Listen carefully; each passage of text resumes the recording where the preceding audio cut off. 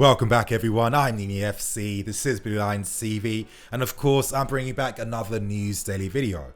Now I'm going to focus on only two stories for today, and of course I'm going to take some time delving into them and investigating them. Those two stories will be on Alex Telles links and a young sensation coming out from Belgium. His name is called Jonathan David, and I'm here to talk about why the player could be a very exciting signing if he was to sign. So if you guys like today's video, smash that like button, help me go over 1,500 likes, and of course I have released another big talking points video in regards to our defensive situation.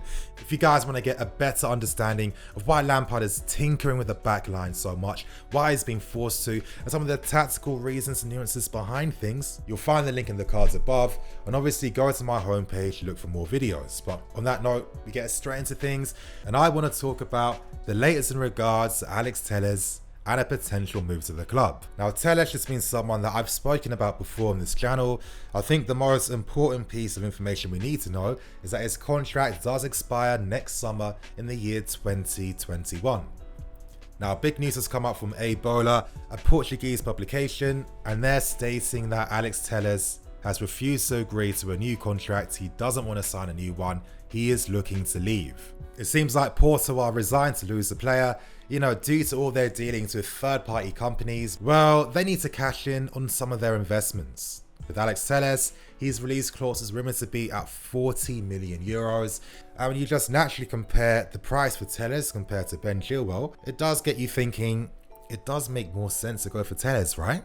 Bola report that Frank Lampard will have the final say and judgment on who's going to sign for us at left back for next season. And for this point on, you guys, I'm going to talk about and compare Ben and Alex Telles and decide who would be the best candidate to sign at left back. Now, interestingly, Leicester City are another club actually looking at Telles as a potential replacement to Chilwell. So that does tell you that maybe they're resigned to losing the player in this window, or maybe they might even try to sign reinforcement or better competition. Who knows? Regardless though, Lampard will forever pick the best players suited to the tactics, and the players are going to elevate the system and how we play. Now, I really like this because I feel like maybe with a lot of managers, they've sacrificed certain key attributes that would benefit the team because they prefer other attributes in a player that might not work for us in the long term.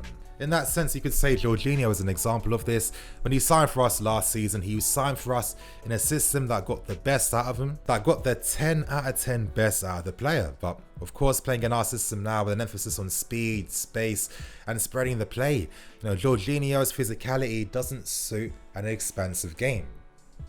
Of course, he's a top player, he can perform well, but you're not going to see him at his very best because of the system and the tactics. So with that reasoning, could Lampard go for Ben over Alex Telles? Now, the benefits of Ben are that yes, he has extreme pace, very direct, he is good aerially, and maybe Lampard feels for the sake of the team, having Ben's directness and pace in behind is going to do wonders for our inside forwards in your Pulisics, in our Ziyech's, in your Hudson-Odois, and potentially Jadon Sancho as well. Maybe Lampard feels like, listen, with my two fullbacks, I want to have one creative fullback in my Reece James, and for the other one, I want him to play a support role that's going to focus on making late runs, overlapping runs down the left-hand side to free up space for our winger to cut inside.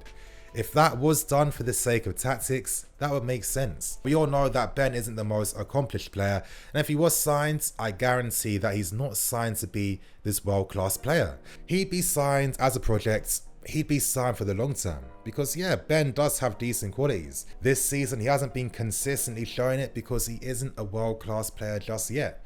I feel maybe his performances in big games really let him down. I haven't seen any top performances from Ben in the games against the big teams, but who knows? Who knows in the future if that could happen?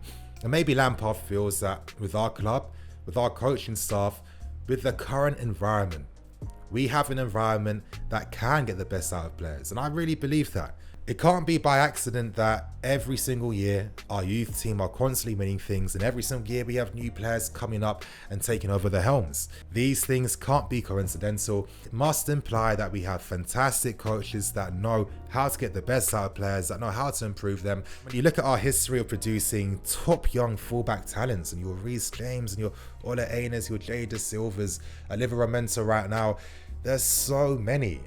Then maybe, just maybe, we could have solutions to get the best out of Ben and turn him into that world-class player. Now that's an argument for Ben. We now move on to Alex Telles. And can you really make too much arguments against not signing him? I mean, 10 goals and 6 assists already. And yeah, you know, Telles takes the penalties and the set pieces, but he's very consistent. And when you're a big team, details like that can matter. For example, let's say that we're playing in a knockout round game. If you've got 5 penalty takers and Telles is one of them, well, you're going to feel extremely confident that he's going to score and put it in the back of the net. But I mean, come on, that's not the only thing that Telles is known for. You know, in that sense, I've always kind of seen him as like maybe a world-class version of Leighton Baines. Now in my head, because I'm a very abstract thinker, you know, I've always thought outside the box my whole life. Me making that comment is like, okay, imagine if Leighton Baines could become the very best player he possibly could be. Well, I think that's Alex Telles, because his left foot is incredible. He's a set piece specialist, he's a dead ball specialist. His crosses from deep areas, you know, he can really provide an extra dimension to this team.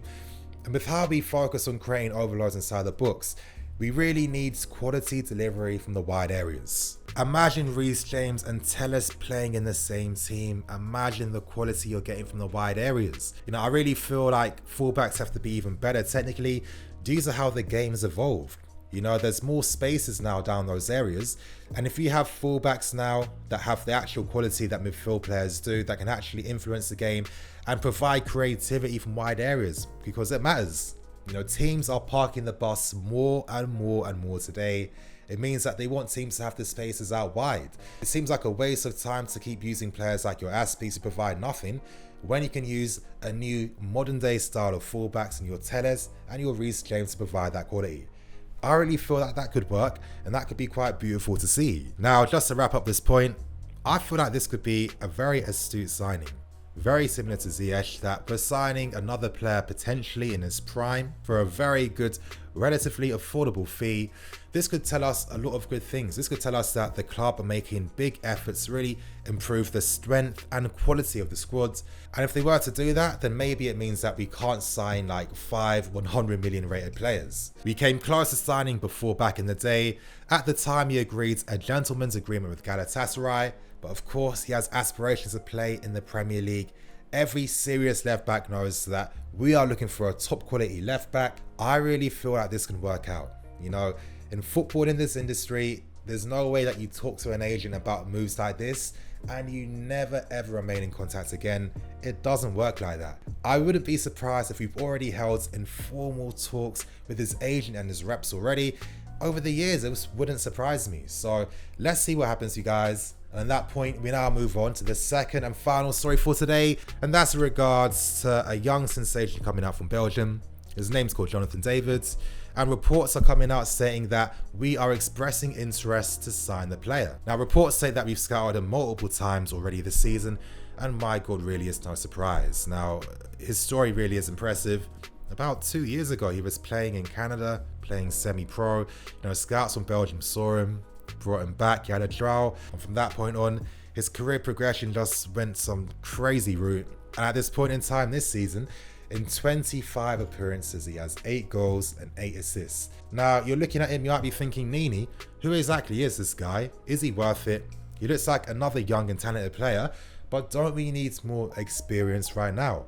Isn't that going to help us? You know what? These are all very good, valid arguments, but let's actually look at the player and see what he's about. Now, the first thing with Jonathan David is that he is not a centre forward. To be more accurate, you could say he's a support striker, a shadow striker, a Raudemeter, basically a space investigator. You know, he's similar to players like your Jovic's, your Werners, your Müllers, your Ali's, and a player that we have at the club right now, your Mason Mounts, because these guys, even though they play in the number 10 role, they do not play as number 10s, because if they did, it implies that the play would go through them. The point of this tactical role is to stay in the number 10 position, because playing in a withdrawn role gives you the license and freedom to attack the spaces inside the box from deep areas where you will be moving in the box unmarked. To play this role, you need to be a very intelligent player because there's so much understanding of the game that you need to have. You need to read the play expertly, your timing of the runs, and of course, you know, when you're getting in the books, your finishing quality has to be of a very high level. Now, this season, Mason Mount has shown some struggles in this role. I mean, of course, you know, Lampard hasn't had to work with a full strength team throughout the season. I feel like certain players just don't complement this style as well. Maybe it makes sense to have competition in this area. Maybe it makes sense to invest in a promising player that plays this role, because in the world and in Europe right now, there aren't too many high quality players that can do justice in that support striker role. You know, for a young guy at 20 years old to already have 24 goal scoring contributions is incredible, playing in this role as well. It feels like this is going to be the future of football. We've just seen Real Madrid sign a similar player that plays this role in young Reina that they signed from Brazil. And maybe he could be the smart, effective solution to helping us get more goals, because currently our issue's been, and especially during January, we kept looking for strikers to get us the goals. We struggled because at the time none of them wanted to leave during that period, and when you're considering that they're going to cost an absolute fortune, for the sake of business sense, is it the best thing to do? If you have Tammy Abraham, does it make sense to spend so much of your transfer budget on a 60 million player that might not be playing consistent football week in, week out, that's going to act as competition so one of them can get the first team role? Does that make more sense? Would it be better for the team in general, where we can use the extra funds for other areas and look at different positions to help us find more goals in the team? Because if that's the case, you guys, this could be quite exciting, because David is very young, he can be moldable, he suits the role tactically, he's a goal scorer, he has fantastic pace, intelligent positioning, great finishing, great dribbling. He could be a very promising player. I just love what this entails. As I've been trying to stress, I've been optimistic for the future forever. I mean, you just can't kill my optimism, because I understand completely the vision the club wants and what Lampard wants. Lampard is building a multifaceted team that can play in different tactics. He wants to build a squad that can play in multiple roles and still play with that same cohesion.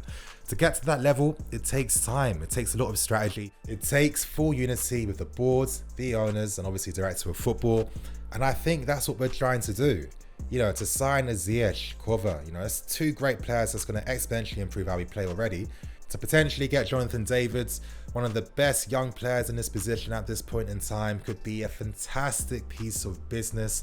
You know, I'm hearing a lot of positive things from a lot of respected people. And when I say respected, these are guys that I know the game, that are in the industry, that are scouts. Everyone is very excited about Jonathan David. So in that sense, you guys, I think we should keep an open mind and let's see what happens. And on that point, I'm going to wrap things up and keep things the hell moving. So thank you for watching. Please like, comment, and subscribe. I'm EFC. This is Blue Lions TV. I'll see you guys tomorrow for some more videos.